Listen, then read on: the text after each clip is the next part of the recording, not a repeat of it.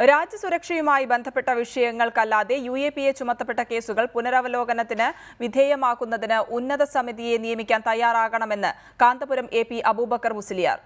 ഇത്തരം കരിനിയമങ്ങളിൽ കുരുക്കപ്പെട്ട നിരപരാധികൾക്ക് നഷ്ടപരിഹാരം നൽകാൻ സർക്കാരുകൾ തയ്യാറാകണമെന്നും കാന്തപുരം ആവശ്യപ്പെട്ടു.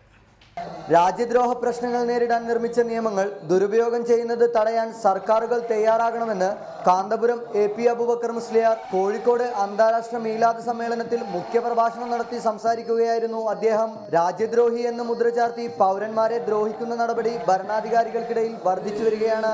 എല്ലാ പൗരന്മാരെയും ഒരുപോലെ കാണുന്ന സമീപനമാണ് സർക്കാരുകൾ സ്വീകരിക്കേണ്ടതെന്നും അദ്ദേഹം പറഞ്ഞു. നോട്ട് നിരോധനമടക്കമുള്ള കാര്യങ്ങളിൽ പ്രധാനമന്ത്രിയുടെ നിലപാട് അങ്ങേയറ്റം ജനവിരുദ്ധമാണെന്നും രാജ്യത്തെ പൂർവ്വസ്ഥിതിയിലേക്ക് കൊണ്ടുവരണമെന്നും കാന്തപുരം AP അബൂബക്കർ മുസ്ലിയാർ അഭിപ്രായപ്പെട്ടു.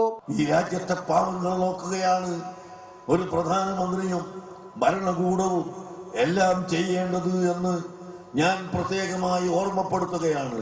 എല്ലാവരെയും ഒരുപോലെ കാണുകയും പാവപ്പെട്ടവരെ ഉയർത്തിക്കൊണ്ടുവരാൻ, അവരെ ഉന്നതമായ സ്ഥാനത്തേക്ക് കൊണ്ടുവരാൻ ഗവൺമെന്റ് ശ്രമിക്കുകയുമാണ് വേണ്ടത് എന്ന്. രാജ്യദ്രോഹ പ്രശ്നങ്ങൾ നേരിടുന്നതിന് നിർമ്മിക്കപ്പെട്ട നിയമങ്ങൾ രാഷ്ട്രീയ കാരണത്താലോ മറ്റു താല്പര്യങ്ങളാലോ ദുരുപയോഗം ചെയ്യപ്പെടുന്നത് തടയണമെന്നും അദ്ദേഹം കൂട്ടിച്ചേർത്തു. റിപ്പോർട്ടർ, കോഴിക്കോട്.